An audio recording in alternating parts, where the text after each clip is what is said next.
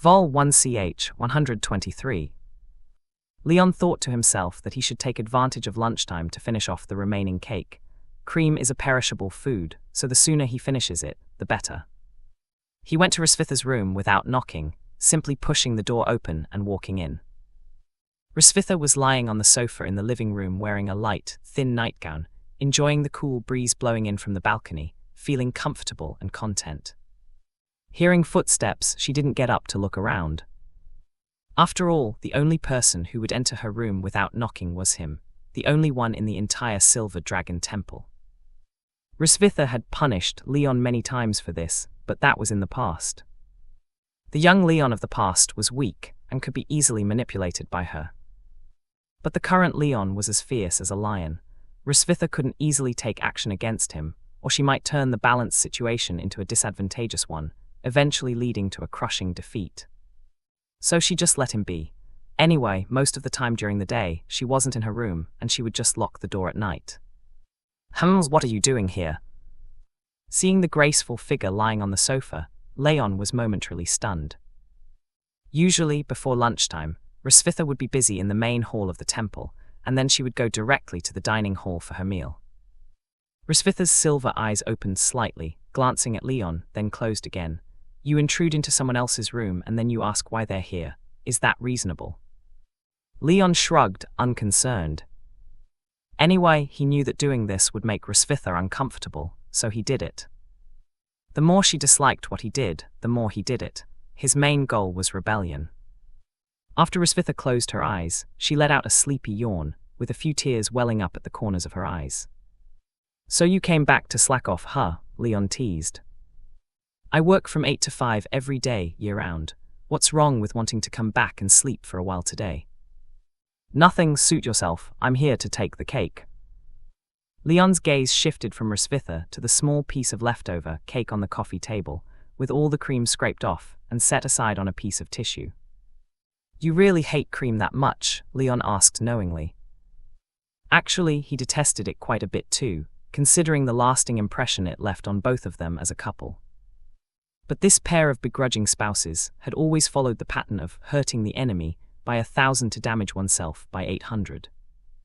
Leon refrained from questioning further, feeling uncomfortable about it. However, this time Rosvitha didn't engage in banter with Leon. She simply remarked, eating cream will make you fat. As she spoke, she pinched her thigh through the thin fabric of her nightgown. It seemed like she had gained a bit of flesh again. Although it wasn't much and it wasn't visible on the surface, her sense of touch was always accurate. If she felt she had gained weight, then she had. She found it strange. Despite paying close attention to her diet and daily exercise for decades, her weight had always remained stable. But recently, this flesh seemed to sprout up on her body like mushrooms after rain, growing rapidly. Could it be that she had developed some bad habits recently that she hadn't noticed, causing this weight gain? Rosvitha pondered for a moment, but couldn't recall anything. Everything seemed to be the same as before, with no significant changes from the past. However, if one were to insist on finding a difference from before, it would be that she and Leon had been exchanging homework less frequently. Hiss. Thinking of this, Rosvitha tightly squinted her eyes, shook her head to dispel these messy thoughts. Does exchanging homework lead to weight loss? What kind of logic is that? She hadn't heard of it before. Feeling annoyed, she sat up straight, about to say something, but it seemed that sitting up too quickly caused a lack of blood flow to her brain, making her vision darken and her head feel dizzy. As Leon cut the cake into small pieces and placed them on a plate, he glanced at her.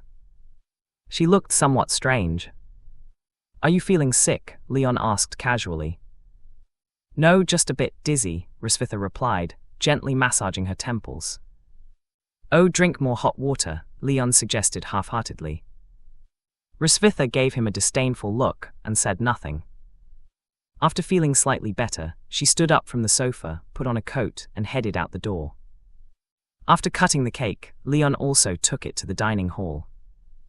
The family of 3 sat at the table, with the cake temporarily placed aside as a dessert after the meal. Nguyen sat across from Rosvitha, not too far away from her mother. She blinked and looked at her mother, suddenly asking, Mom, you seem like you haven't slept well. Risvitha raised her eyes, tidied her hair, and smiled back. Really, I don't think so. Maybe it's because Mom didn't put on makeup today, so I look a bit sleepy. Mom, you need to take care of yourself, little Muen said with concern. Mom knows, let's eat quickly. Aren't you going to study with Dad in the afternoon? Muen began to eat earnestly. The couple exchanged a glance, not saying anything, and quietly started their meal. After a while, Risvitha reminded, don't tire yourself out studying, remember to relax, then got up and left. Leon glanced at her plate, noticing that she had left a lot of food uneaten. Was she trying to lose weight? He looked up at Risvitha's retreating figure. Tall and graceful, with long flowing hair, she had the perfect figure with slender legs and a slim waist. She didn't need to lose weight at all. Women were so incomprehensible.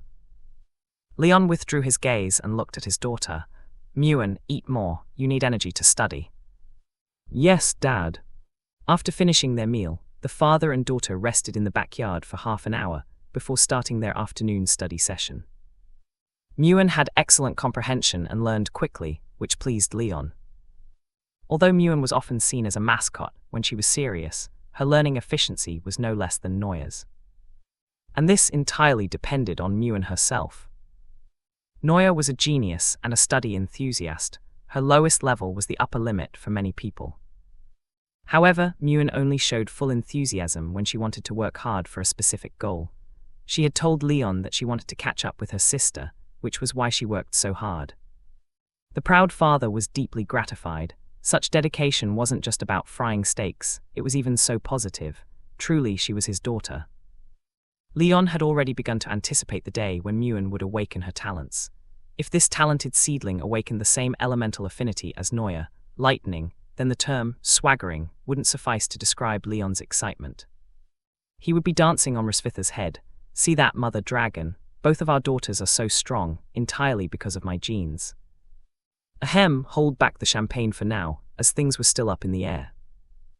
Leon pushed aside his scattered thoughts and continued teaching his daughter diligently. In the late afternoon, Leon took a break, allowing Muen to work on some practice questions by herself. He got up and went to the bookshelf to select books that might help solve his magic depletion problem. Neuer had mentioned that the winter break at St. High's Academy would start in just over a month. He needed to restore his magic before then so that he could teach Neuer more lightning magic. Time was running short and the task was heavy. Leon couldn't afford to delay. However, with the current situation, he had tried every method he could think of, but still made no progress. Leon held the ancient books, leaning against the bookshelf, his brow furrowed deeply. Where did it go wrong? What is the cause of this magic depletion? I can still gather faint magic normally. There are no issues with my magic circuits. My physical and mental strength are at normal levels, and I haven't been sealed by any external force. The blood enigma's side effects only result in unconsciousness and have nothing to do with magic. Tusk, I've considered all possibilities, but still haven't found the cause. Could it be that I've been researching the wrong direction? As his thoughts delved deeper, the atmosphere in the library gradually became heavy. Leon raised his hand, intending to loosen his collar. But as his hand touched his chest, his movement abruptly halted. Suddenly, a completely new idea flashed into his mind. Ever since discovering his magic depletion, Leon had been focusing his research on how to restore magic. In other words, in the process of solving this problem, he had always assumed that he was unable to gather magic. However, that wasn't the case. There were no issues with his physical strength, mental strength, or magic circuits, which meant Leon could gather magic normally, and theoretically, this magic should have been enough for him to freely use various large-scale lightning magic spells. But the reality was that every time he gathered magic, he could only use some seemingly trivial magic, like child's play. Even using lightning to form a birthday wish in the night sky required the cooperation of a magic circle. This phenomenon might not be due to an issue with Leon himself, but rather, something was quietly stealing his magic away. Recalling since becoming Risvitha's captive, what new thing had appeared on his body. That's right. The dragon tattoo. Leon had never considered focusing his thoughts on the dragon tattoo before, because in his understanding, This thing was just a kind of auxiliary magic used by dragon couples to maintain loyalty and add interest to their relationship. After awakening, Hrisvitha used the symbolism and function of the dragon tattoo to bind Leon, making him unable to escape her forever. Only when they were vying for dominance would the dragon tattoo come into play. As for the rest of the time, it quietly hid in the chests of the couple, without affecting their daily lives at all. But after Leon had tried all possible solutions and ideas, yielding no results, he could only focus his final, and only, research direction on the dragon tattoo. Hrisvitha probably wasn't very familiar with this thing either. A mother dragon who hadn't been in a relationship for over 200 years wouldn't understand such things as dragon tattoos, would she? When dragons sought revenge, they weren't very rational. She probably used every means she could think of to torture Leon, without considering whether she understood the dragon tattoo or was proficient in its use. Furthermore, if she knew that the dragon tattoo would steal Leon's magic, she would have teased him about it a long time ago. Like saying, "No wonder you're so vigorous, turns out you're pouring all your magic into the dragon tattoo." Just imagining the mother dragon saying such things made Leon shudder. Shaking his head, he refocused his thoughts. After reselecting his research direction, Leon quickly made a completely different hypothesis. His magic wasn't depleted, nor was he unable to gather magic. Instead, the magic he gathered was silently absorbed by the dragon tattoo. Now he could begin to try to verify this hypothesis. Leon glanced at Muin. His precious daughter was still diligently working on her exercises. Leon withdrew his gaze and walked to the bathroom in the library, locking the door behind him. He stood in front of the sink's mirror, unbuttoning his shirt collar to reveal the dragon tattoo on his chest. The dragon tattoo is usually silver white in its normal state, light purple when longing for the other, and deep purple when the couple has close interactions, symbolizing their unity. The dragon tattoo still burned brightly. If it really is the dragon tattoo silently stealing my magic, then... Leon attempted to gather magical energy, and blue arcs of light flickered and pulsated in his palm. He closed his eyes, quietly sensing the flow of magic in his magic circuits. From his palm to his arm to his shoulder and finally to his chest. Leon slowly opened his eyes and looked at the electric light pulsating at the dragon tattoo on his chest, his brow furrowing slightly. Indeed, a portion of the magic is flowing into the dragon tattoo completely beyond my control, but... Leon noticed something strange. Indeed, a portion of the magic had flowed into the dragon tattoo. However, based on the total amount of magic he had just gathered, the magic that flowed into the dragon tattoo didn't constitute a significant portion. If Leon's gathered magic were likened to 10, the portion he could use for magic would be 2, and the portion that flowed into the dragon tattoo would also be 2. Then where did the remaining more than half of the magic go? Leon ran his fingers through his hair, his mind racing frantically. This line of thinking was correct. Indeed, his magic was being stolen by some thing inside his body. But this so-called thing wasn't just the dragon tattoo, or rather, the dragon tattoo was just one of the insignificant accomplices. As for the mastermind stealing his magic, there was someone else entirely. What could it be? Leon clasped his hands over his chest, packing back and forth in front of the sink. He carefully recalled every detail since waking up. But apart from the dragon tattoo, there was nothing new on his body.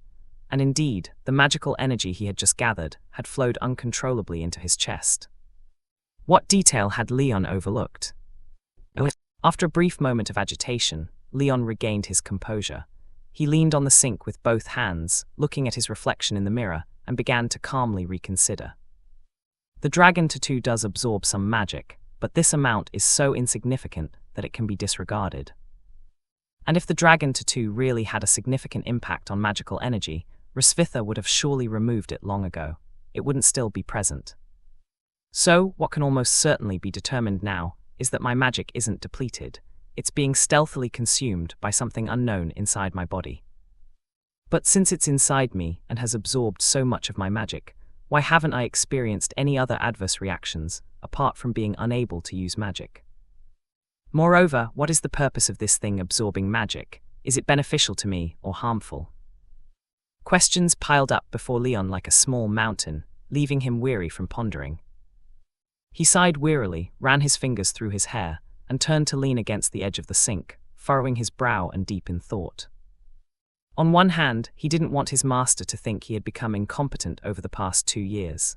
On the other hand, his daughter's winter break was approaching, and he had already promised to teach her more magic.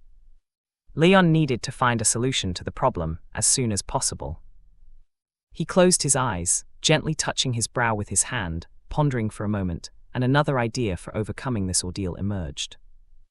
If he couldn't address the problems listed just now directly, then why not go around them first? Leon suddenly lifted his head, turned to look at the dragon tattoo reflected in the mirror. The thief stealing my magic will take away most of the magic flowing through my body's magic circuit, which leads to the illusion of magic depletion. After magical enlightenment, any magic user can store the magic they've condensed in their magic circuit through circulation. When they want to use magic, they don't have to condense it on the spot, which can be more efficient. However, in Leon's current situation, any trace of magic in his magic circuit would be stolen by the thief, and then divided between themselves and his sidekick, the dragon tattoo. All right, that's the key.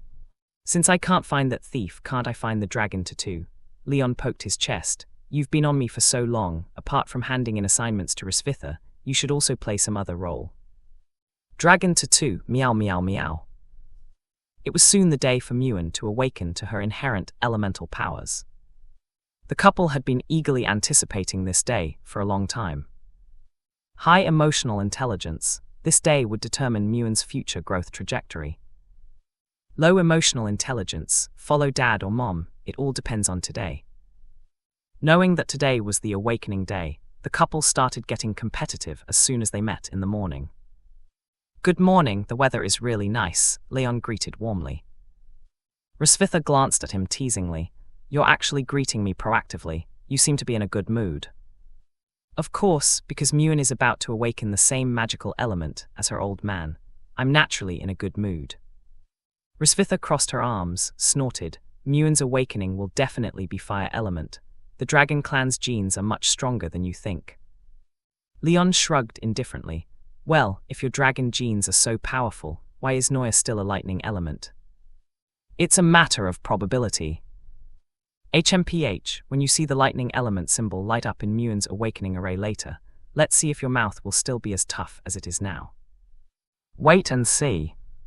The couple walked side by side through the corridor, one with hands in pockets and the other with arms crossed, seeming very close and intimate, but in reality just not wanting others to hear their arguments. Leon persisted in believing that Muin would awaken to the lightning element like Noya.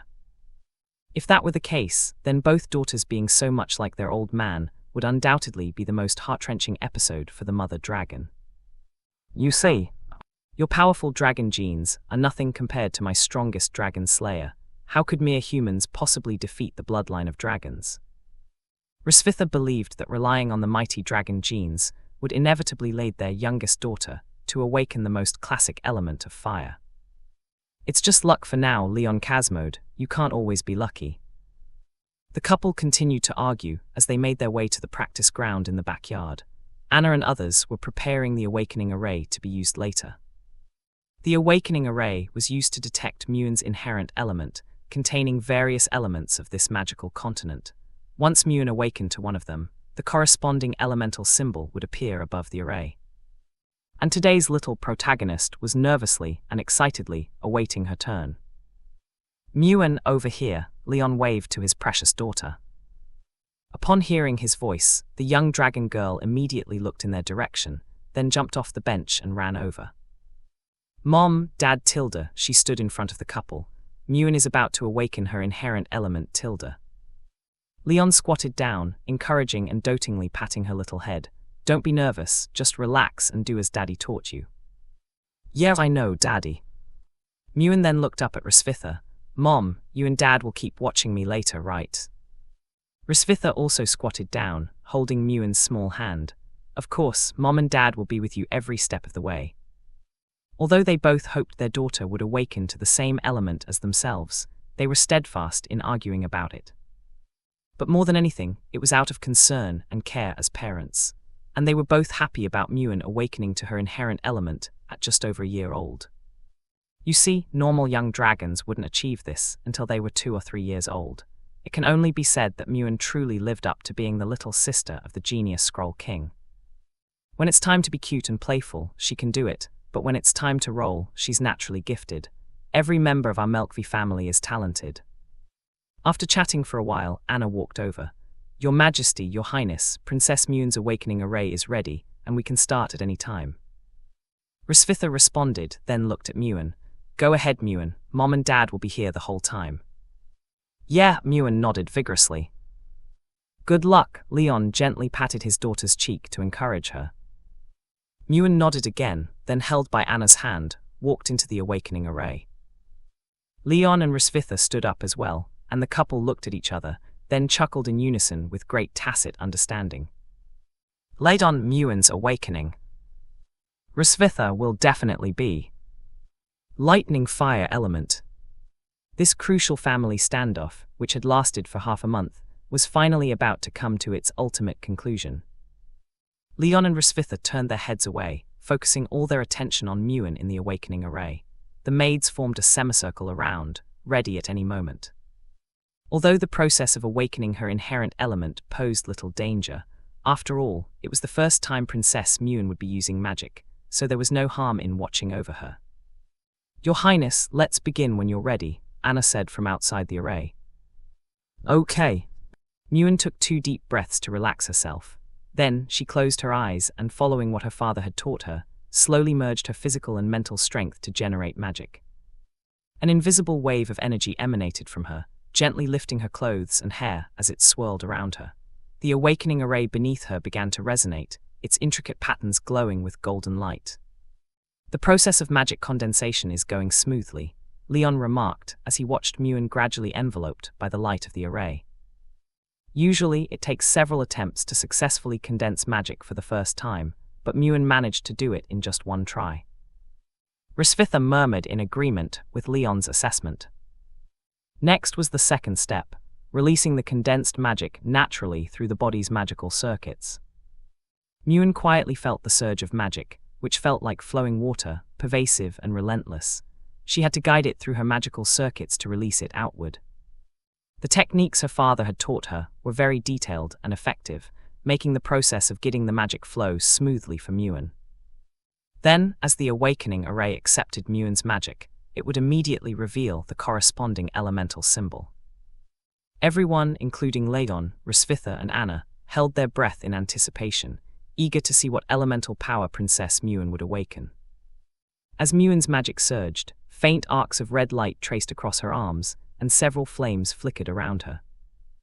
Rosvitha's eyes lit up. This was the sign of the manifestation of the fire element. Sure enough, the next moment, the symbol representing the fire element appeared above the awakening array. Anna applauded, and the maids expressed their congratulations one after another. If it weren't for maintaining her image as the queen, Rosvitha would have undoubtedly run over excitedly to hug her beloved daughter and shower her with kisses. Normally, the awakening of the fire element among dragons is quite common, but Muin's awakening this time was very significant. The Silver Dragon Queen turned slowly to look at Leon beside her. Why aren't you smiling, Leon? Come on, smile. Our daughter has successfully awakened, aren't you happy? Leon remained silent. The silence at this moment was deafening. Although he was happy for his daughter's successful awakening, he still had to endure Rosvitha's happiness beforehand. Happiness in this world is always balanced. If someone laughs, someone else cries. Isn't that right, Dragon Slayer? Rosvitha, seizing the opportunity, leaned her arm on Leon's shoulder, wearing a smug smile. I understand you. After all, you've won so many times, even against our eldest daughter, but there's nothing you can do. This time I win. She withdrew her arm and patted Leon's cheek. All right, adjust your mood. There's nothing we can't overcome. Now come with me to congratulate our daughter. Wait a minute. What's wrong? Don't you recognize such a big fire elemental symbol? Leon slowly raised his hand, pointing his index finger towards Muin at the center of the array. A surprised and joyful smile appeared on his face. The awakening isn't over yet. Upon hearing this, Rosvitha immediately looked towards the array. Indeed, as Leon said, Muin's awakening was still ongoing. They saw the flames around her gradually dissipate, replaced by flickering and unpredictable azure lightning. Rosvitha's pupils slightly widened, the light reflecting in her eyes becoming even brighter. To everyone's surprise, the fire elemental symbol above the array gradually merged into the lightning element. Whether human or dragon, this was a scene only seen in books and ancient texts. Twin awakening. Muin's final awakening surprised everyone. Not just Anna and the other maids, even Rosvitha, a knowledgeable dragon king, had never witnessed a twin awakening firsthand. Even for the long-lived dragon clan, witnessing a twin awakening was a rare occurrence. Being able to awaken two elemental affinities meant that Muin's future held more possibilities than most people. After human children are born, there's a custom called jeju, where common items are placed around the child, and whichever one the child grabs is said to determine their future path. For example, if they grab a stack of coins, it means the child will surely become wealthy in the future. Of course, this is just a superstitious ritual for good luck, nothing to be taken seriously. But in the realm of magic, once a child awakens two elements in their youth, it truly determines their future. As the daughter of the strongest dragon slayer and the Silver Dragon Queen, she was already destined for an extraordinary life. And now that she has completed the twin awakening, which only existed in books, her future is boundless. As long as she doesn't mess around. Who knows if the precious daughter will use her formidable thunder and fire dual elements to stun cattle and make steaks in the future. Thunder to stun the cattle, fire to cook the meat. This method ensures both the freshness of the meat and control over the cooking process and doneness. Damn, it's like she was born with these two elements just to fry steaks. Daddy Mommy Tilda. As the light of the awakening formation dispersed, Muin excitedly ran over, grabbing Leon's wrist with one hand and Rosvitha's with the other. Did you see that? It seems like Muin awakened two elements, Tilda. The little dragon girl clearly didn't fully grasp how amazing her twin awakening was. Her excitement stemmed from overhearing her parents discussing whether she would awaken to fire or lightning. Daddy leaned towards lightning, Mommy leaned towards fire, and Muin found it hard to decide at the time. But now that she's awakened both, Daddy and Mommy must be really satisfied, right, Tilda? The couple crouched down, showering their chubby-faced daughter with kisses. Rosvitha kissed her left cheek, while Leon kissed her right. Muin, letter 1D17. Basking in their love, basking in their love. Maybe Daddy and Mommy will have a second awakening in the future, and they'll both awaken as twins too, you never know. Daddy, Mommy, Muin's face is going to be squished flat by you guys, Tilda. The couple finally let go of their precious daughter. All right, judging from Daddy and Mommy's reactions, Muin thought to herself, her performance just now didn't embarrass them. If Leon and Rosvitha could hear their daughter's thoughts, they might say, "Not only did you not embarrass us, you adorable daughter, but from now on, when we take you out, we'll have to stick a note on your forehead saying, 'Twin awakened young dragon passing through, please make way.' Some swagger, gotta flaunt it. Some grandeur, gotta flaunt it." Leon picked up Muin, and the family of three left the practice ground, heading towards the backyard. Anna and the others, while dismantling the formation, began to marvel at Princess Muin's talent and luck. It's true what they say, seeing it with your own eyes is better than hearing about it.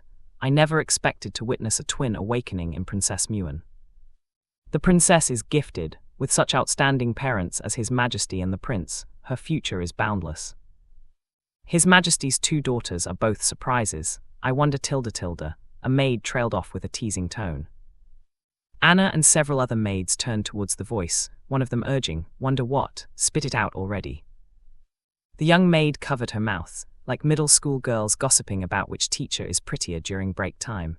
I wonder if their future children will be even more powerful. Huh, Tilda, you're thinking that far ahead. His Majesty has just recently given birth to two little princesses. How could he possibly get pregnant again so soon? Impossible. Well, you never know. His Majesty and the Prince are so loving. What if they want to have a few more? Being loving means having more kids. I think you're just too obsessed with shipping couples, Tilda. Her good friend tapped her head. After a few more idle chatters, Anna intervened. All right, get back to work. You can gossip during break time. Got it, Tilda.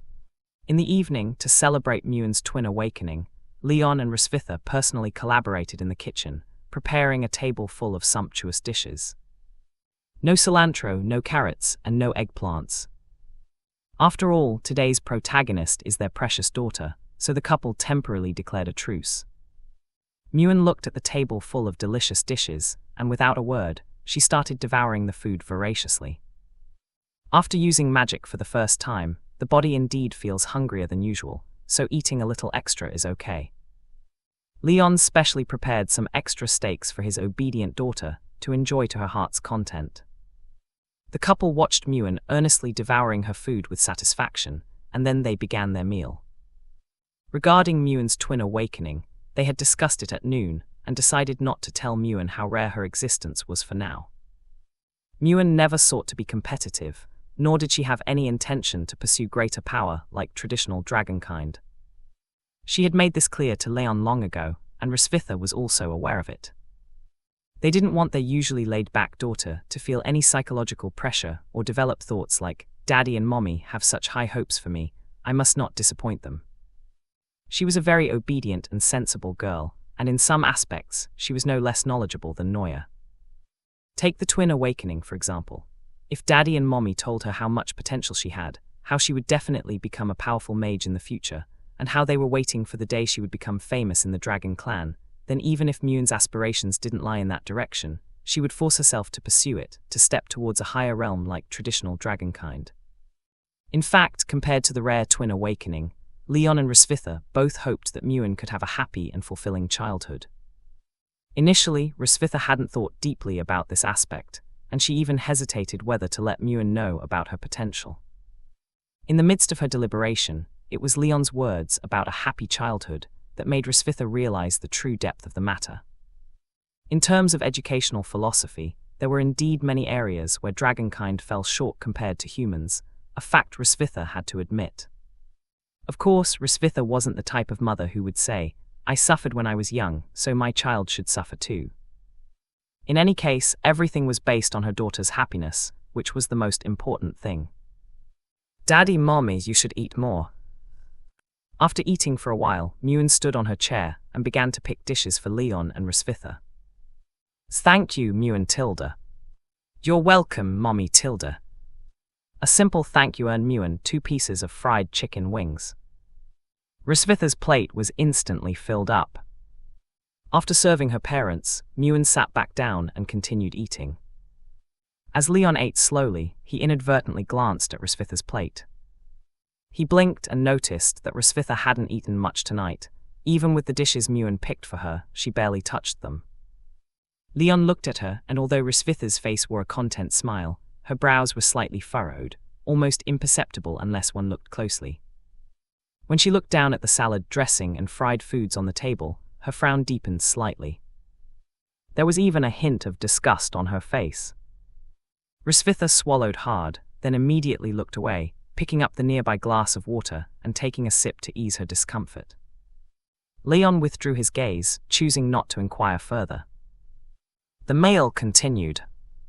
Suddenly, Leon heard Rosvitha cough lightly. It didn't sound like a signal for something. Rather, it seemed like a simple physiological reaction. He looked up again to see Rosvitha resting her chin in her hand, using the posture to lightly cover her mouth with her fingers. Although their eyes were on Muen, their expressions seemed odd, as if they were struggling with discomfort. "Muen, can you go to Daddy's room and bring some drinks? They're under the bed. If they're not there, check the balcony," Leon said. "Okay, Daddy." Muen hopped off the chair and swayed her little tail as she ran out of the room. Leon had just noticed that something was off with Rosvitha, but because their daughter was present, he couldn't inquire further and worry her. So Leon used the excuse of fetching drinks to distract Muen and sent her away. After Muen closed the door, Rosvitha whispered, "I'll go to the bathroom." Then she hurriedly got up and ran to the bathroom, closing the door behind her. Leon walked to the bathroom door, listening to the sound of running water inside. After a moment's thought, he said, "Hey, I didn't put any cilantro in the dishes I made, so why do you still look like you can't eat?" There were softer ways to inquire, but Leon chose to appear indifferent. "It's nothing, maybe just an upset stomach, came Risvitha's voice from inside the bathroom. Oh, okay. Risvitha washed her face, dried it, then opened the bathroom door. Leon was still standing outside. Instinctively, both of them took a step back, then Leon stepped aside, making room for Risvitha to come out. Risvitha nodded slightly, not saying much, and began to walk towards the dining room. But before she could take a step, the Queen felt someone grabbing her arm. Turning back, what's wrong? Leon opened his mouth, as if to say something, but hesitated. In the end, he just let go of Risvitha's arm. Risvitha's gaze drifted, feeling the lingering warmth of the palm on her forearm. She spoke in a casual tone, "Let's continue eating." The couple returned to the dining table. Risvitha looked down at the salad dressing, grilled meat, fried chicken wings, steaks, and so on in her plate. Indeed, she had no appetite. Not only did she lack appetite, she even felt a bit nauseous. "Here, you take this, you eat." The Queen quickly switched her plate with Leon's, showing quick thinking. Leon was taken aback, looking at the full plate in front of him. He swallowed nervously, feeling like he was facing a formidable enemy. "Do I look like someone who can eat a lot?" Risvitha rested her cheek on her hand, smiling playfully. "You eat more than me, a dragon who's trying to lose weight." "Lose weight? How much do you weigh that you need to lose weight?" "The last time I checked, it was around 100. Risvitha thought for a moment, then added, "Seems like it was 100 and something. My goal is below 100. Leon shook his head, seriously saying, "You shouldn't lose weight below 100. Curious, Risvitha asked, "Oh, why not?" "Girls who weigh less than 100 are either flat-chested or short," Leon said solemnly, as if this rhyme had some scientific basis. Risvitha rolled her eyes speechlessly. Although this bantering style of conversation had slightly dampened the subtle atmosphere between her and Leon just now, it didn't mean she would tolerate Leon's nonsense here. So she casually picked up a chicken leg to throw into Leon's plate. But after some thought, she changed it to 3 servings of grilled oysters. Supposedly, they were quite nutritious for humans. "Eat these, eat them all, finish them all, and if you can't finish, you're not allowed to sleep." Risvitha decided to give herself a day off. When she told Anna about it, the head maid was utterly shocked. You see, Her Majesty the Queen was notorious for being a workaholic. Unless absolutely necessary, she never took time off. Anna assumed the Queen must be sick and inquired with concern, only to receive a simple reply, "Feeling a bit tired lately, just need some rest." Well, it was a straightforward and flawless excuse for taking a day off. Anna didn't press further. For the day the Queen took off, Anna temporarily handled the affairs of the household, big and small. In the morning, Risvitha lay on the sofa in the living room, wearing a silk nightgown. The strap slid down from her round, fragrant shoulder, dangling precariously. Her voluptuous figure resembled undulating hills, picturesque from every angle. One jade hand rested lightly on her stomach, while the other pressed against her forehead with the back of her hand. She felt tired, unreasonably so. Despite going to bed early last night, why did she still feel so lethargic today? She glanced sideways at the ice cream on the coffee table. She had thought of having some dessert to perk herself up, but unfortunately, it didn't help. It wasn't that the chilly sensation of the ice cream didn't invigorate her. It was just that she felt nauseous whenever she ate something, especially in the mornings and evenings. The beauty withdrew her gaze from the ice cream and closed her eyes, recalling the various unusual occurrences of these days. The inexplicable weight gain, although not significant, was something women were always sensitive to. During meals, she would inexplicably retch and feel nauseous, especially when smelling oil or meat, which exacerbated her gagging reflex. Her head felt dizzy, limbs achy. Even sitting up quickly from the bed would cause her vision to black out momentarily, taking about 10 seconds to recover. And now, she found herself experiencing excessive drowsiness. Sighing in frustration, Risvitha rolled over on the sofa, facing its back, arms wrapped around herself, her silver tail trailing down from the sofa. From behind, she resembled a sulking young girl. In some aspects, Risvitha and Leon were quite alike. They both tossed and turned when unable to comprehend something, becoming restless and agitated. However, Leon mostly dealt with practical matters, and being a man of action, he usually resolved difficulties swiftly. But for Risvitha, most of her troubles were internal, not easily resolved in a short time. Although the weight gained was physical, the worries remained trapped within her mind. After tossing and turning several times, Risvitha concluded that she was both sleepy and unable to fall asleep again, so she decided to get up, barefoot, and headed to her study. She intended to write in her diary. Risvitha opened her diary, the latest entry detailing Muin's completion of the twin, awakening a couple of days ago. The queen chewed on the end of her pen, contemplating what to write today. However, since it was still morning and she hadn't even stepped outside, there wasn't much to record. Instead, Risvitha flipped through the previous entries. Suddenly, she realized that it had been quite a while since Leon last submitted his assignment to her. The queen's pupils twitched, a surge of discomfort roiling in her stomach. It seems I need to create an opportunity to find fault with that dog of a man. Since the incident with the Playboy Bunny photos had been resolved, the couple's life had become harmonious, entering a stage of peaceful coexistence, where there was no interference between them. However, Risvitha knew that this quiet facade couldn't last forever. Otherwise, Leon might forget that he was her captive. It was time to stir things up a bit. A dragon's initiative, justifiable and reasonable. With these thoughts in mind, she closed her diary and changed into a long dress suitable for going out, then left the room. She arrived at the backyard practice field, where Leon was teaching Muin some basic magic. Even from a distance, she could hear the conversation between father and daughter. "Hey, this is the advantage of lightning magic, Muin. Can you repeat it?" "Sure." Father and daughter sat cross-legged on the grass. The young dragoness pondered for a moment, then began to speak fluently. Lightning magic is a versatile type of magic. Concentrating power can cause effective damage to single targets. Dispersing power can unleash wide-ranging attacks on groups. Lightning magic can also be used to enhance one's speed, strength, and physical endurance, among other basic attributes. It's a versatile type of magic that combines offense and defense. Leon gave a thumbs up. "Great, remember Muin, master lightning magic and you'll be unstoppable, got it?"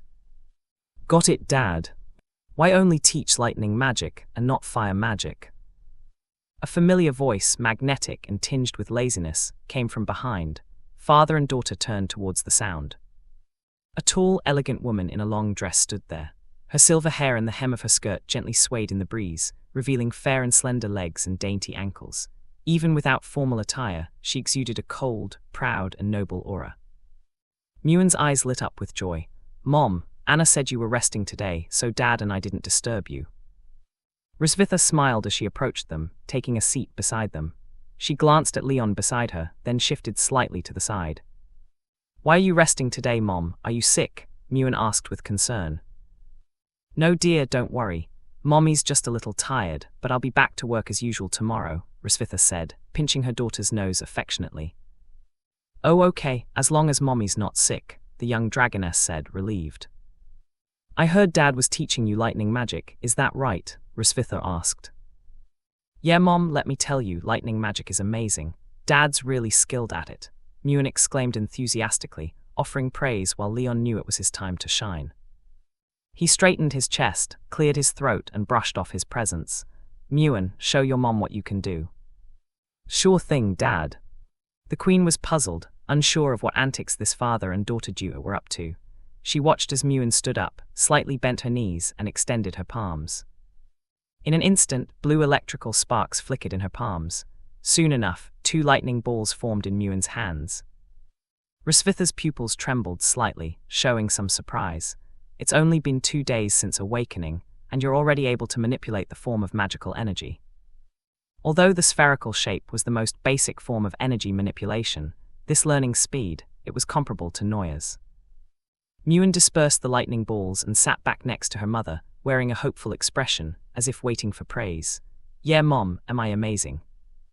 Risvitha reached out and patted her daughter's head, genuinely impressed. "Yes, you're very impressive. Really, really impressive. So what about fire magic? Have you learned anything about it?" Leon's inherent element was lightning, but that didn't mean he only knew lightning magic. After studying magic for over a decade, if he still only knew one element, he needed to catch up. "Oh no, Dad hasn't taught me yet," Muin replied truthfully. Risvitha's mind stirred, realizing that the opportunity to find fault had arrived, so she turned her head, squinting at Leon. Why only teach lightning magic and not fire magic? Is it because you can't do it, dear? The mention of dear sent a shiver down Leon's spine. Hearing Rosvitha call him dear outside of the bedroom gave him a feeling akin to hearing the Grim Reaper calling out names from a death list, where whoever's name was called had to go with it. However, Leon couldn't entirely blame Rosvitha for picking on him. After all, he really hadn't taught Muin fire magic yet.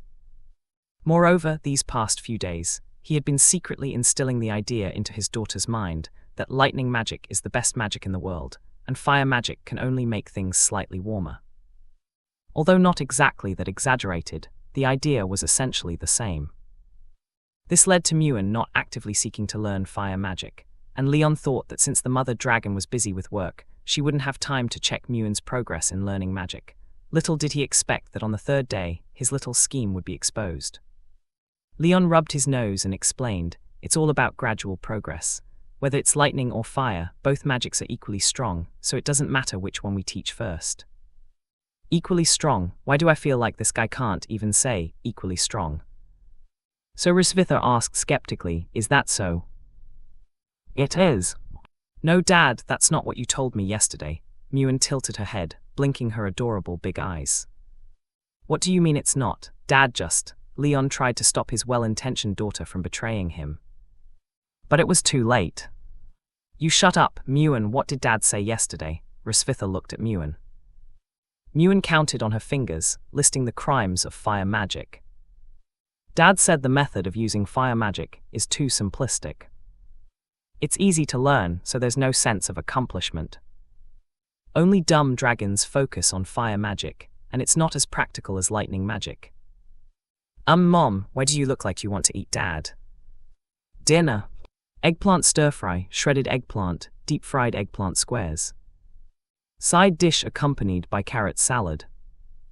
Generally speaking, the last meal before a prisoner's execution is called the last meal, and it's often sumptuous, with a variety of poultry, fish, and meat dishes. But for Leon, this highly targeted dinner was a clever combination of his last meal and his execution. He held the knife and fork, unsure where to start. After some consideration, he decided to start with a glass of water to calm his nerves. But when he glanced aside, he found that Rosvitha had already placed a large glass of carrot juice on the table, replacing the water glass. She even blocked his last attempt to drink water until he was full. She's really punishing me just because I didn't teach our daughter fire magic, Leon thought sardonically. Crunch! The crisp sound of a carrot being bitten came from beside him. Leon looked over. Rosvitha rested her chin in one hand, holding a carrot in the other. Her lips parted slightly as she bit off the tip of the carrot, then slowly chewed it. Seeing Leon's gaze, Rosvitha generously offered the carrot to him. Want some? Here, have a bite. Leon lowered his eyes to the carrot, noticing the faint lipstick marks left by Rosvitha on the bitten end. The next moment, the rich scent of carrot wafted into his nostrils. Wow, it felt like Rosvitha had just injected 20 pounds of menthol directly into his brain, refreshing beyond belief. He quickly turned his head away, trying to find something else on the table that he could eat. Unfortunately, there was nothing. Mother Dragon always did things decisively, leaving no room for Leon to maneuver. Meanwhile, Muin was happily munching on the fried eggplant made by her mother, which was stuffed with delicious meat filling, not making a sound with every bite. It seemed the little sweetheart had no intention of helping her old father out, so Leon had to figure something out on his own. The Dragon Slayer had an idea. Suddenly he said, "Oh, I'll go check how much of last time's birthday cake is left. If we don't eat it soon, it'll go bad." Just as Leon was about to get up, Rosvitha said, "I already distributed it to Anna and the others this afternoon. Don't worry, it hasn't gone bad. Sit down and eat, dear." Leon sat back down awkwardly, pursing his lips. He tried to feign indignation. How could you give it all away? Muin really likes that cake. If you give it all away, what will Muin eat? He attempted to regain some semblance of control over the dinner through moral pressure. But Rosvitha seemed to have anticipated his response. She calmly brought out a slice of cake from the side and placed it next to Muin's plate, then looked at Leon with a smile. "You're right, I almost forgot. I did save a slice for Muin. Thanks for reminding me, dear. As the saying goes, when God closes a door, he opens a window for you." But here, Risvitha was like a god, not only closing the only door but also welding shut all the windows, and she filled the room with eggplants and carrots for good measure. Leon pursed his lips and quietly set down his knife and fork. It wasn't a big deal to skip one meal, after all, it wouldn't starve him. The queen glanced sideways, seeing her captive showing signs of stubborn resistance and persistence, so she decided to deploy her next move. Muin, Risvitha suddenly called out her daughter's name. "What's wrong, Mom?" Muin looked up from her battle with the fried eggplant. "Is learning magic these days very hard?" Risvitha asked. Muin shook her head. "It's not hard for me. Dad teaches me so well and patiently explains all sorts of magic techniques to me, so if anyone's having a hard time, it's Dad." The little sweetheart always understood her father's intentions. But for now, she could put that understanding aside. "So you've been working so hard, dear. Why didn't you tell me? I'd like to share the burden with you," Risvitha said affectionately as she sat down next to Leon. Leon had a bad feeling about this and tried to shift away, but Risvitha had already grabbed his wrist. Then she placed a piece of roasted eggplant on his plate. "I've been busy with work lately, and there's not much I can do. You should eat more, dear," she said softly. I'm not really hungry," Leon tried to protest. "Tusk, that won't do. After a hard day's work, your body won't hold up if you don't eat. Muin, tell Daddy, isn't it necessary for him to eat?" The little dragon girl nodded earnestly. "Daddy, you taught me that you have to eat 3 meals a day to stay healthy." Adding a rhyme to it, "Darling, are you aiming for a scholarship?" "Dear, are you too tired to feed yourself? It's okay, I'll feed you." "Stop, no need," Leon tried to struggle. "It's okay, come on dear, open your mouth, Artilda." The aroma of roasted eggplant wafted up. From an objective perspective, Risvitha's cooking skills were unparalleled, and the roasted eggplant was delicious in every aspect. But for Leon, it was poison, it was despair, it was the root of the world's destruction. "Risvitha." Before he could finish uttering her name, Leon blacked out right in front of him. If Risvitha could contact the Empire, she would definitely provide the newspaper with tomorrow's front-page headline. "Shock the strongest dragon slayer, Leon Kazmode, taken down by roasted eggplant." It would surely cause quite a stir. HMPH, no wonder there are no eggplants in your nutritious meals. Turns out they work so well. When she saw Teg, the old guy mentioned that Leon hated carrots and eggplants the most. Last time, Risvitha had achieved good results with just 1 carrot. But this time she went all out, despair squared, and the effect was remarkable. "Mom, why did Dad faint?" Muin asked with concern. "Oh, Dad might be too tired. He'll be fine after resting," Risvitha replied. "Is that so? Then Mom will be spirited tomorrow morning," Muin muttered softly. Risvitha raised an eyebrow. What does that mean?" She thought her daughter was hoping she would feel better, because she seemed a bit unwell these past few days and hadn't been eating much. But how was that related to the first half of Dad's too tired? Muin explained. "Earlier my sister and I noticed a pattern. Whenever Dad is lively, Mom seems weak and vice versa. There's always one of you who looks a bit low-spirited," Muin said. "But this hasn't happened for a long time, and now Dad fainted again, so Mom will be lively again tomorrow morning, right?" Children's worlds are always so innocent and pure, but Risvitha couldn't explain to her in detail why this phenomenon occurred. After all, a child who covers her eyes even when her parents kiss can't understand such things. "Yeah, Mom will be fine soon. I'm sorry for worrying you these days," Risvitha said. Muin shook her head and then instructed, "Mom, you must take care of yourself and Dad." Risvitha glanced at the prisoner who had been defeated by eggplant, her lips curling up slowly. "Okay, Mom will take care of him well." Leon slowly opened his eyes. The ceiling in front of him was familiar, but it wasn't from his nursery. It was Risvitha's. His brain instantly cleared. Oh no. He tried to sit up, but as soon as he moved, someone pressed him back down on the chest. His senses gradually returned, and the pressure in his abdomen made Leon realize that tonight might be another long night. "Using eggplant, how despicable of you," Leon said dully, staring at the ceiling. "The struggle between dragons and dragon slayers is never ordinary. How can you call it despicable?" Risvitha paused before adding, Besides, I didn't say I was going to do anything. I just wanted to help you with your illness. Illness? What illness do I have? Leon asked, curious now as he looked at himself. He was taken aback when he finally looked at the person sitting on him. She wore a white mask, revealing only her enchanting eyes that sparkled like the night sky. Her beautiful and silky hair was neatly tied behind her head, and her tight white uniform accentuated her seductive curves. Between her short skirt and white boots lay the absolute territory of her alluring legs. With one glance, Leon recognized the outfit. After the classroom play, was this dragon queen now trying out nurse play? But where did she get the nurse uniform from? No wonder she used the line, "The struggle between dragons and dragon slayers is never ordinary," to set the stage for this. "Rosvitha, can't we try a more normal profession?" Leon sighed. "Mr. Leon, please cooperate with the treatment," Rosvitha said firmly. Leon rolled his eyes in silence and lay back on the pillow. The dragon had taken the initiative, so he couldn't retaliate immediately. He would have to wait for an opportunity when she let her guard down, but she probably anticipated that Leon's current physical condition was different from before, so she would be more careful. Leon silently planned his next move, pondering the upcoming strategies. Meanwhile, Rosvitha continued to play her role. "Mr. Leon, according to your medical records, you often experience chest tightness, is that correct?" Rosvitha held up a medical file, looking serious as she asked. "No, nurse, I have depression. I often feel like smashing purple clay teapots," Leon replied. "Smack!" Rosvitha slapped Leon's head with the medical file and repeated sternly, "Cooperate with the treatment, Mr. Leon." Yes, I have chest tightness," Leon obediently responded.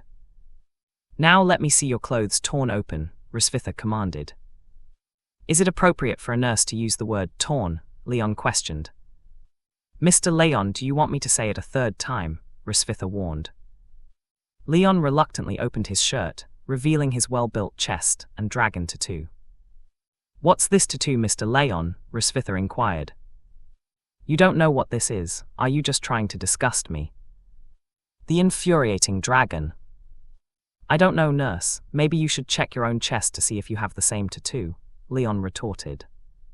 "Please refrain from making offensive remarks, Mr. Leon, or I will report you for sexual harassment of a nurse," Rosvitha threatened. "You're sitting on me in a mini skirt, making me open my shirt, and then you're going to accuse me of sexual harassment," Leon protested. The nurse nodded seriously. "Yes. Fine, if that's how you want to play, you'll pay for it later." "Since you're unwilling to say, let me carefully examine your body," Rosvitha said, undeterred. "Opportunity is coming." Leon became serious, ready to counterattack at any moment. He watched as Rosvitha approached slowly taking off her mask, revealing the stunningly delicate face. However, just as Rosvitha leaned in close to Leon's face, her expression suddenly froze, then quickly retreated, covering her mouth as if suppressing some discomfort. Leon raised an eyebrow, teasing, "What's wrong, Miss Nurse? Can't heal yourself?" Rosvitha frowned, her discomfort intensifying. She had to step away from Leon and hurriedly ran into the bathroom, stepping on her boots. Then came the sound of running water. Leon was about to make a few more remarks, but as the words reached his lips, he sensed something was amiss. This reaction from Rosvitha had occurred too many times these past few days. Suddenly, Leon abruptly realized. It couldn't be. It's impossible, absolutely impossible. Rosvitha, who had already changed out of her nurse uniform, sat on the edge of the bed, refuting firmly, "I always take precautions afterward. It's impossible to be pregnant." The queen, no longer calm and composed as usual, became somewhat flustered and anxious. Leon sat on the sofa opposite her, silent for a moment, and asked, "About those precautions, is the success rate 100%? Rosvitha tidied the strands of hair on both sides of her cheeks, biting her lip as she explained, "It's a type of purification magic. As long as it's used within 24 hours after, it ensures that the dragon tribe won't conceive." Rosvitha continued, "The books say the success rate of this magic is 99.9%. Leon paused, "Doesn't that leave a 0.1%? Although the probability of 0.1% was very low, it couldn't be ignored considering the high frequency of 3 days. one-night assignments between Leon and Rosvitha recently. Moreover, this so-called one day didn't necessarily mean just one encounter. A single night was quite lengthy, and Rosvitha wouldn't easily let Leon off the hook, so even if the chances were as slim as 1 in a million, they still had a possibility of striking it lucky. Rosvitha looked up at him. Although theoretically there's an extremely low possibility of mishaps with this magic, throughout the dragon tribe's millennia of reproduction, there hasn't been a single such exception. The 99.9% mentioned in the book is just a conservative estimate. So in reality, as long as the purification magic is used afterward, there won't be any pregnancies. Leon shrugged. Well, you said it yourself. You've taken precautions every time, so why are you pregnant now? I'm not pregnant. Rosvitha interrupted sharply. She seemed somewhat agitated. Regarding the matter of pregnancy, she felt some resistance. She touched her abdomen, her beautiful eyes looking at Leon, filled with various indescribable emotions. Meeting Leon's gaze, Rosvitha recalled the days when she was carrying Noya and Muin.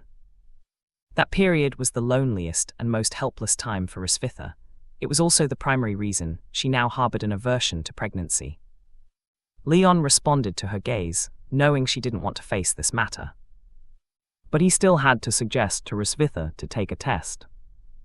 It wasn't because he was worried about the mother dragon. Well, maybe there was a tiny bit of worry, but it wasn't significant.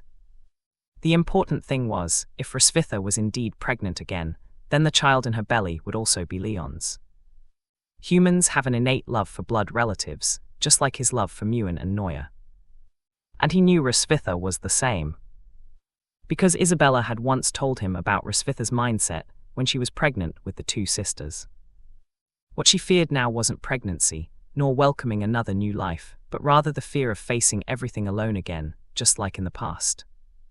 Leon hesitated for a moment, then stood up and walked to Rosvitha's side, sitting down next to her. Rosvitha subconsciously wanted to get up and move away from Leon, creating some distance between them. But as soon as her buttocks left the bed, she gave up on that idea. The couple leaned against each other like this, shoulder to shoulder, with moonlight streaming in through the window, casting light on Leon's profile. After a long silence, Leon spoke up. Let's take a test, okay? Rarely there was a hint of coaxing in his tone. I'm not pregnant, Rosvitha still emphasized softly. Her hands clenched into fists, resting on her knees, her beautiful face filled with unease. Leon knew that, combined with all the adverse reactions she had been experiencing these days, she should have realized something by now. She just didn't want to face it yet. He hesitated for a moment, then reached out and gently held Rosvitha's hand. Leon's palm bore calluses from years of battle and countless minor injuries, but being held by such a hand, Rosvitha felt deeply comforted. This feeling of comfort wasn't what one might call security. She never sought security from others, not even from Leon. What Rosvitha lacked when she was pregnant with the 2 sisters last year was exactly this sense of comfort. Go and take the test. Otherwise, with all these strange adverse reactions tormenting you for so many days, you won't be at ease, will you? Leon persuaded. Pausing for a moment, he added, regardless of the result, I will face it with you.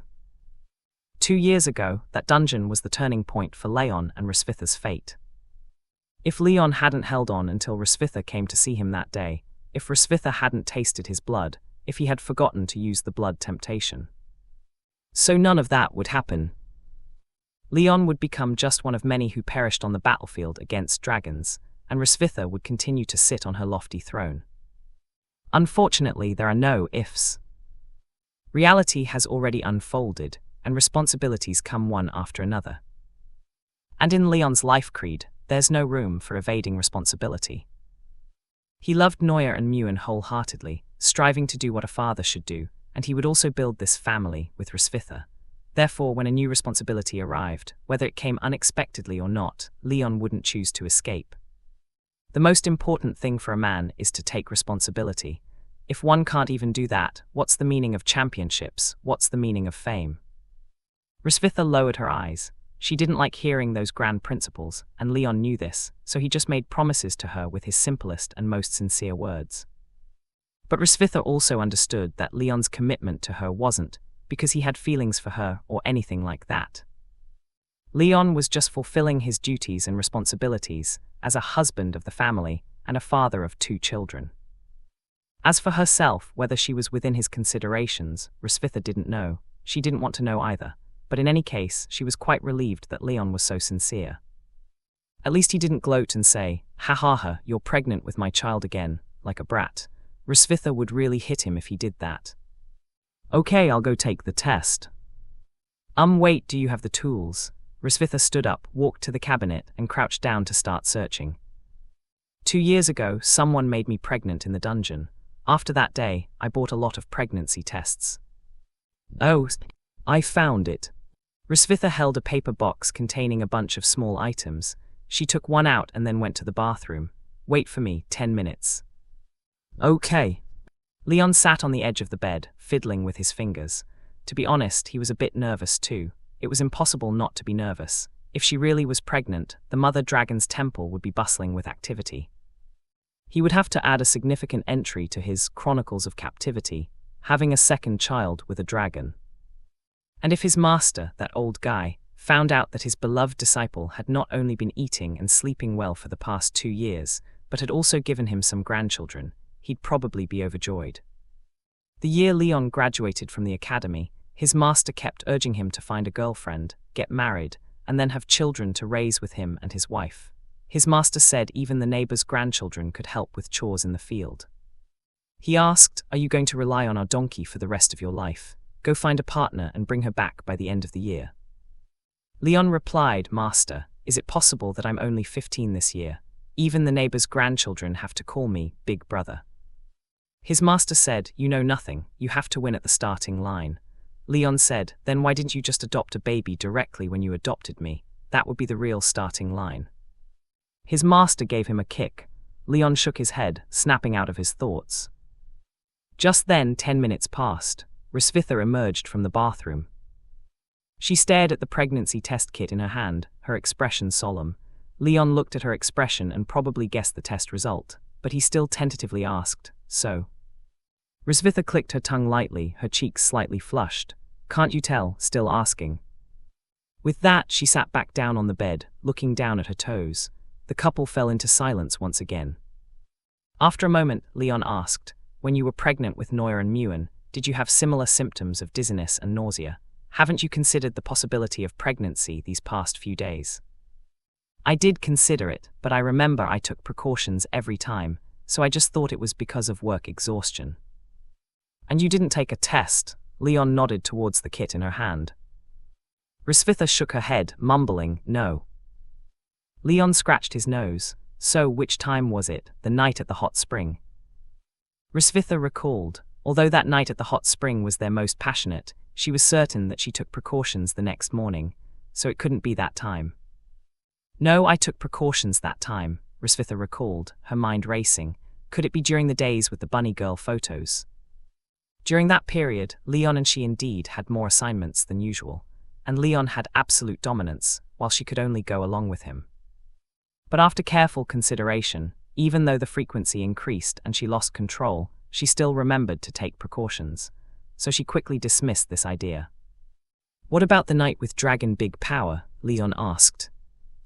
At his words, the queen gasped for a breath of cold air. That was truly the night she least wanted to remember, with Leon having a seizure. He was truly a nightmare for her entire life. How dare this jerk even bring it up? But unfortunately, it wasn't that night either. The couple recounted their past sins, almost every encounter leaving a deep impression. Just starting to talk about it would bring back the entire process. It seemed like they were trying to figure out which occasion led to the result, but in reality, it felt more like settling their karma. However, they had no choice. They could only grit their teeth and endure the overwhelming sense of shame as they slowly recalled. Which occasion could it be? Suddenly, Leon slapped his palm and had a moment of realization. "Oh, I remember which time it was." Rosvitha raised her head, looking at him with suspicion. "Which time?" Leon replied firmly, "The time of blood confusion." At his words, Rosvitha was instantly jolted awake from her reverie, memories flooding back to the night when Leon succumbed to the blood confusion spell she cast. On that night of indulgence and confusion, Leon, under the spell's influence, continuously demanded from Hrisvitha, and they indeed indulged in passionate intimacy throughout the entire night. However, it was on this very night that Hrisvitha underestimated the side effects of the blood confusion on the body of a dragon king, and inadvertently collapsed unconscious. And that one collapse lasted for 3 days. 3 whole days, well beyond the effective range of safety measures. Upon waking up, Hrisvitha's head hadn't even cleared before Leon whisked her away to check-in at the back of the temple. By the time she had recovered somewhat, she had long forgotten about the safety precautions. Now, recalling it, it was indeed negligence upon negligence. The queen tightly shut her eyes, tapping her own head in frustration, muttering to herself, how could this happen? Beside her, Leon sighed. It's too late for regrets now. You brought this upon yourself by using the blood confusion on me. Hearing this, Hrisvitha immediately grew displeased. What do you mean, I brought this upon myself? If you hadn't used it on me in the dungeon, would I have used it on you recently? Nonsense, if I hadn't used it, I would have died in the dungeon. It doesn't matter now, it's not too late, I'll deal with you right now. With that, Hrisvitha made it as if to choke Leon, but she didn't put much force into it, merely venting her frustration at her own previous carelessness. But Leon wasn't about to comply with her wishes. Seeing him immediately shrink his neck, tucking his chin, Hrisvitha found herself at a loss. In the end, she could only helplessly vent her anger by pounding his shoulder a couple of times before turning away, folding her arms, and sulking in silence. However, she wasn't angry about the pregnancy itself, nor was she upset about the second child in her belly. She was only frustrated with her own momentary carelessness and the consequences of her actions. She was worried and confused about the various chain events that followed her pregnancy. She still remembered how chaotic her life became after she became pregnant with the 2 sisters, Noya and Muin. The constant fatigue, morning sickness, dizziness, and various other strange symptoms made it impossible for her to focus on work. By the midterm of her pregnancy, Hrisvitha couldn't continue her normal duties, so she had to delegate tasks to Anna and focus on nurturing her pregnancy under the care of the maid group. However, a pregnant woman's emotions are very unpredictable. Adding to that, her unconventional method of pregnancy was difficult to discuss, and the culprit responsible for all of this was still unconscious in the nursery next door. This often left her feeling gloomy, and she could only alleviate her low spirits by writing letters to her sister, Isabella. Now the culprit had awakened, and not only that, but with their efforts. They had successfully conceived a second child. It was as if the heavens had deliberately given Leon a chance to experience being a pregnant father. Please, she'd rather not have this chance. After a moment of silence, Hrisvitha sighed. Turning back around, she lowered her gaze, gently stroking her abdomen, and softly said, As you said, since it has come to this, let's settle down and nurture the pregnancy. Do you have any experience with pregnancy care? Do you even know if I have experience? Leon was speechless. During the first pregnancy, I just passed out and woke up to a kid calling me daddy while running around everywhere. Do you think I have experience? Hrisvitha smirked triumphantly. So that's a no, it's okay, fortunately I do. Haha, very funny, Leon grinned with a teasing undertone. Despite being each other's first love, one of them had pregnancy experience while the other didn't, a situation often seen when one partner is on their second marriage while the other is on their first. Leon had seamlessly integrated his abstract life into his marital life with Hrisvitha. As a mortal, pulling a dragon into his life, Mr. Leon Casmode was truly one of a kind. Since I have experience and you don't, I feel it's necessary to explain some pregnancy precautions to you, Hrisvitha said seriously.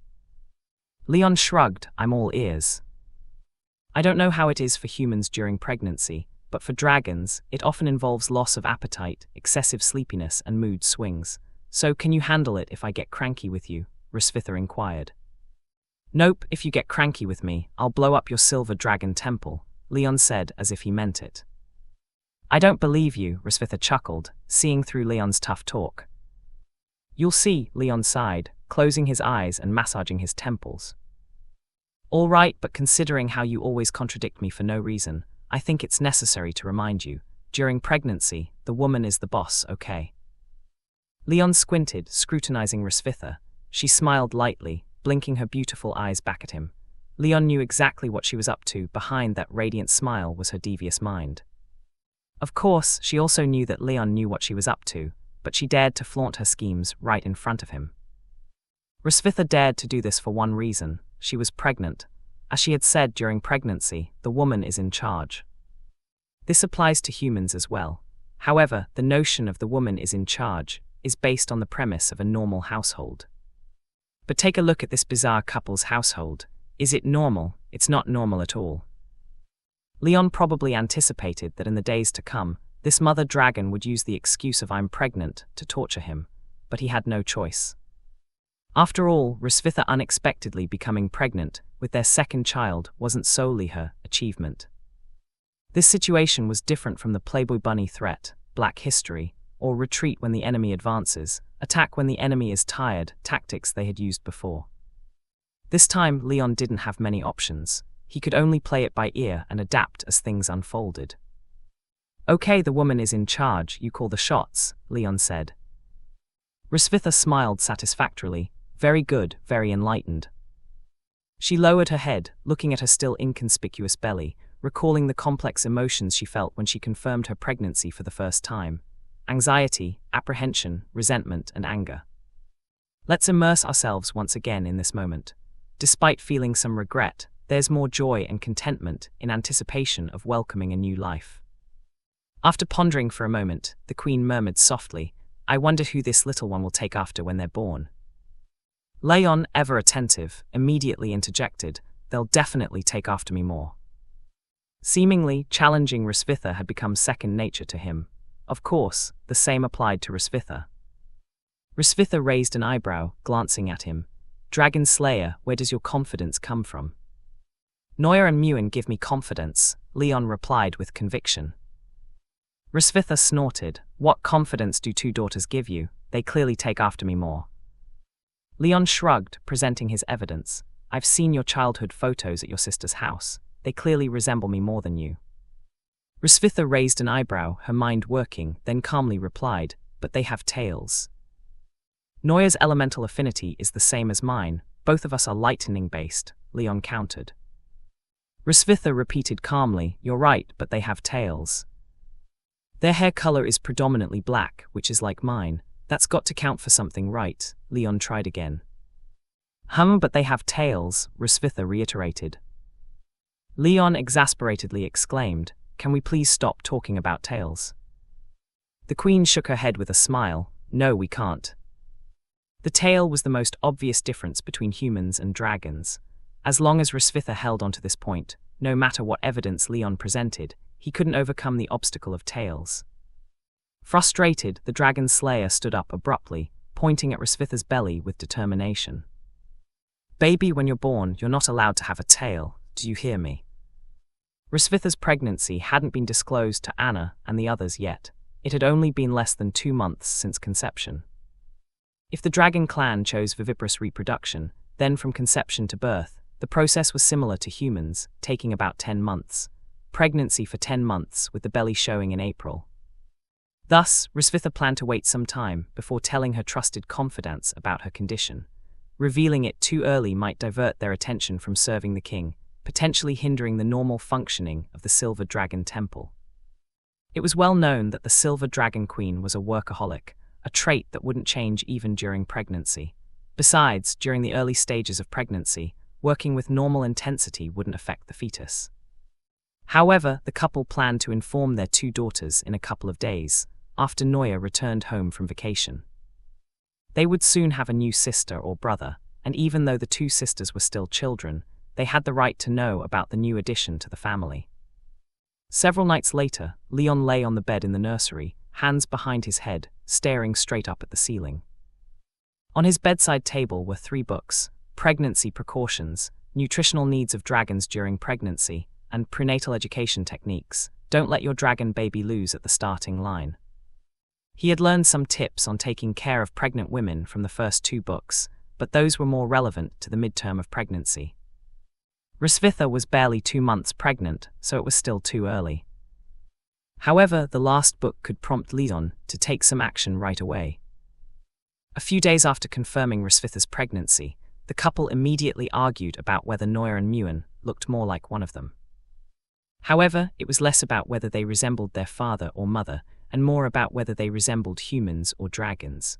After all, both of them held strong feelings about their respective races. After some debate, Rosvitha successfully countered Leon's arguments with "they both have tails," a fact that couldn't be denied. The two young dragonesses were just over a year old, and even though Noya was relatively precocious, her mental faculties were still not fully developed. Therefore, from a psychological perspective, it was impossible to determine whether they resembled humans or dragons more. Thus, the debate had to rely on outward appearances, and the result was a complete victory for Rosvitha. That night, as Leon was about to leave, Rosvitha couldn't resist delivering one last blow. "They'll even grow dragon horns when they reach adulthood. Look forward to that." Leon, looking forward to it, sigh. Defeated but not discouraged, Leon refused to give up.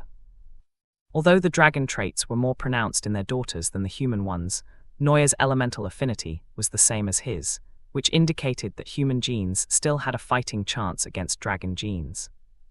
Moreover, during Rosvitha's first pregnancy, Leon was unconscious and didn't participate, so if the entire pregnancy followed the dragon way, it wouldn't be surprising for the offspring to lean more towards being dragons. But now that Leon was awake, he wanted to assert his position in the family. On a smaller scale, this was a way for a father to seek recognition within the family.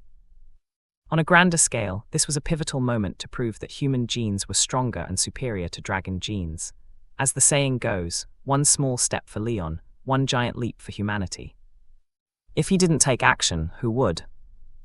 Leon grew increasingly excited, feeling as though the weight of all humanity rested on his shoulders. In the first season, both daughters leaned more towards being dragons, and he missed the championship. But now he was poised and determined to win in the second season.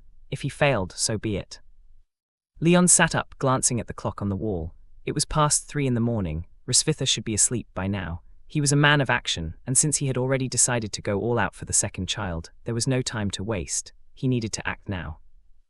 Leon hadn't been idle these past few days. He had already devised a preliminary plan called the How to Make the Second Child More Human Plan, or simply the Second Child Plan. The first step of this plan was prenatal education. By exposing Rosvitha's unborn baby to human culture, it might lean more towards being human after birth. With this in mind, Leon got out of bed, rummaged through the room for the prenatal education props, and then quietly made his way to Rosvitha's room. However, as he reached the door, he suddenly stopped in his tracks. Rosvitha always locks her door when she sleeps. I better just climb over the balcony. Their rooms were adjacent, so he could easily climb from his balcony to Rosvitha's. In the quiet of the night, Mr. Casmode slipped into his wife's room via the balcony, all in the pursuit of making their second child more like himself. He was truly dedicated. The moon and stars in the night sky provided the perfect cover for his covert operation. Leon easily climbed onto Rosvitha's balcony and silently opened the door to her room. On the spacious and soft bed, the queen lay sleeping peacefully. Her slender arms were tucked under the blanket, her head slightly turned, and silver strands of hair cascaded down her face, with a small braid loose by her temple. She breathed evenly, her sleeping visage serene and beautiful. Leon silently sat down beside her. But rather than immediately starting his second child plan, he decided to first test whether Rosvitha was in a deep sleep. "Hey Rosvitha, wake up, it's urgent," Leon whispered softly. Rosvitha showed no response. "Excellent, the pregnant woman's sleep quality is good," Leon muttered to himself. He then took out a small item from his pocket, the image stone. It wasn't particularly rare. He had found it in a shop during a casual stroll through the Silver Dragon tribe's settlement the day before. Initially intending to purchase it, the shopkeeper had insisted on giving it to him for free, claiming it was an honor for the shop to have their prince buy something from them. Leon promised to speak highly of the shopkeeper to Rosvitha and even suggested her as a brand ambassador. However, Leon's real purpose in acquiring the image stone was to record some prenatal education stories. With the image stone held in his hands, Leon nervously bit his lower lip as he carefully placed it on Rosvitha's belly. Once he had it in position, he cautiously released his grip and glanced at Rosvitha. She still hadn't stirred. Leon then activated the image stone. although there was no visual display, Leon's voice gradually emanated from it. Once upon a time, in a distant land on the western continent, a wise and brave race was born. They called themselves humans. It was from a historical book that Leon had found in Rosvitha's private library. Of course, how could a book written by dragons describe humans as wise and brave? So the content played by the image stone had been carefully edited and polished by Leon. Humans are a great and noble race, courageous and determined. They are resilient and unyielding, always fighting for a better tomorrow. At this point, Leon paused the image stone and addressed Rosvitha's belly, saying, "Listen, my little one, humans are the greatest race in the world. The glory of the dragons is all just talk. Your dad used to slice through them like chopping vegetables, so you should strive to be more like humans in the future, okay?" Resuming the playback, the storytelling segment concluded. Leon then put away the image stone and earnestly said, "Sweetheart, you've learned about the origins of humans. Now let Dad lighten the mood a bit. How about a recitation of a poem? Let's recite, 'Humans are great, no need for words.'" Unfortunately, although he could find sellers of image stones in the Silver Dragon tribe settlement, he couldn't find anyone willing to recite about the greatness of humans. It'd just become dragon rape, wouldn't it? So Leon can only take matters into his own hands. I saw him clear his throat, looking serious, and with great solemnity, he recited to Rosvitha's small belly meticulously. "Ah, humans, you are so great. The dazzling sun rises in the east, awakening those determined and brave people. Look, they unite and cooperate, facing challenges together. What selflessness, what dedication. Friends come, we treat them with delicious food. Dragons come, we wield swords to confront them. Every evil dragon king will be defeated by humans. Ah, the greatness of humans needs no more words. Second child, Dad, stop it. Isn't this art form a bit too advanced for me right now?" Vol 1ch 132. The next morning at breakfast time, after Muin finished eating, he jumped off his chair excitedly and went to the backyard practice ground to wait for Leon, preparing for today's magic learning. Leon and Rosvitha were almost finished eating on their side. Rosvitha had little appetite. She clenched one fist lazily, supporting her head with her hand, and with the other hand she idly played with the slices of bread on her plate. The queen lowered her eyes and slowly spoke, "Last night." When Leon heard her say, "last night," he immediately stopped what he was doing and looked at Rosvitha nervously. Could it be that she noticed the prenatal education from last night? "I had a nightmare last night," Rosvitha said. She put down her fork and met Leon's gaze, her expression not indicating any intention to deceive Leon. It seemed like she really just had a nightmare. Leon breathed a sigh of relief internally. What kind of nightmare? "I dreamt." Rosvitha took a deep breath, as if even saying the contents of the nightmare required courage. "I turned into a human, and even praised the greatness of humans. Dragons bless, it was too terrifying." Leon's mind raced. "My prenatal education plan from last night may not have had any effect on the second baby, but it seems to have worked quite well on you." Initially, Leon was worried about his poetry recitation skills, thinking he might not have the talent, but if it can give the mother dragon nightmares, then it's good poetry recitation. In that case, he must redouble his efforts and instill more of human cultural essence into the second baby. The baby will surely love it. "Second baby, father, for the sake of me calling you father, please stop. Awkwardness can happen once, but it shouldn't happen a second time." But since last night's incident wasn't discovered, Leon didn't intend to express any opinions on Rosvitha's nightmare. Better to say less and make fewer mistakes. He lowered his head and continued to finish the remaining food. Seeing Leon had no intention of discussing the topic with her, Rosvitha turned and asked, "What are you planning to teach Muin today?" Leon's mind raced. Basic fire magic. He didn't want another eggplant feast just because he didn't teach his daughter fire magic. Plus, there was some initial stubbornness in only teaching lightning magic, to spite Rosvitha. But Leon wasn't really childish. Their precious daughter had the rare awakening of twin talents. How could they waste it? They would definitely need to learn on dual tracks. Rosvitha nodded. Teaching her how to control the transformation of fire element's form will suffice. As for Dragon's Flame, I'll take charge of teaching her in a couple of days. Dragon's Flame was a dragon-exclusive skill. Even if other races learned the release methods and techniques, it wouldn't be of much use. "All right," Leon replied, putting down his fork and then standing up. "I'll go find Muin." Rosvitha withdrew her gaze, lowered her head to look at the slices of bread on her plate, hesitated for a moment, and then took a small bite. A wave of nausea rushed over her. She furrowed her lovely brows and quickly picked up her water cup, taking a sip to suppress the feeling. Phew, quite a hassle. Rosvitha leaned back in her chair, gently touching her still relatively flat abdomen. "My dear, Mommy will endure a lot for you." She looked up at the ceiling, intending to continue with, "So you should listen to Mommy once you're born." But she paused, realizing that was something for 8 months from now. It was too early. So as the words reached her lips, she changed tack. "So, let's transfer some of this hardship to Daddy. I'm sure he won't mind." Hardship might not disappear magically, but it could be shifted from one person to another, right, my dear captive Tilda? After awakening to her elemental affinity, Muin's daily routine consisted of learning magic with her father in the mornings at the practice ground, and then spending the afternoons consolidating her foundational knowledge in the library. After all, talent alone wasn't enough. Continuous learning and improvement were necessary to progress. Every afternoon, after teaching Muin enough, Leon would take some time to check his own mana condition. He quietly entered the library's restroom, locked the door behind him, and then approached the mirror, pulling open his shirt to reveal the silver dragon mark on his chest. Since discovering the true cause of his mana depletion last time, Leon had taken some remedial measures. He looked at the dragon mark on his chest, sensing the flow of mana within him, and muttered to himself, "It seems the remedial measures are starting to show results. If I keep this up, I should be able to accumulate a considerable amount of mana by Neuer's winter break." Leon's remedial measures weren't particularly complex.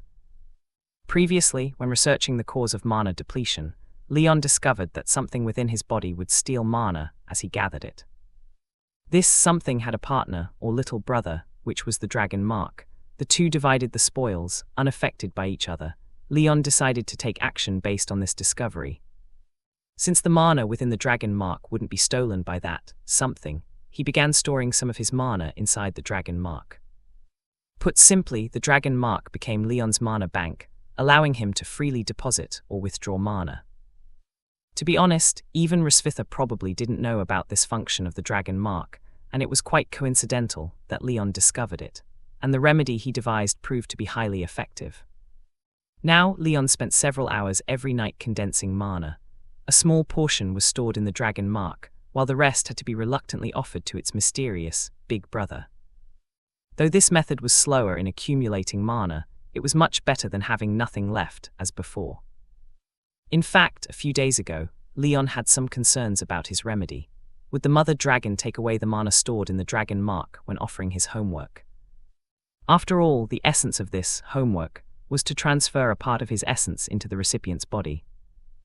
Would the mana also be transferred in this process? If so, how much? If Leon diligently saved mana for half a month, only to have it all taken by Rosvitha when offering his homework, it would be a significant loss. However, after confirming Rosvitha's pregnancy with their second child and Leon's diligent study of post-pregnancy knowledge, he discovered that it was not advisable for couples to engage in intimate activities during pregnancy. Finally, this gave Leon a legitimate reason not to offer his homework. "Mother Dragon, for the sake of the child, please endure these 8 months." He straightened his clothes and casually left the restroom.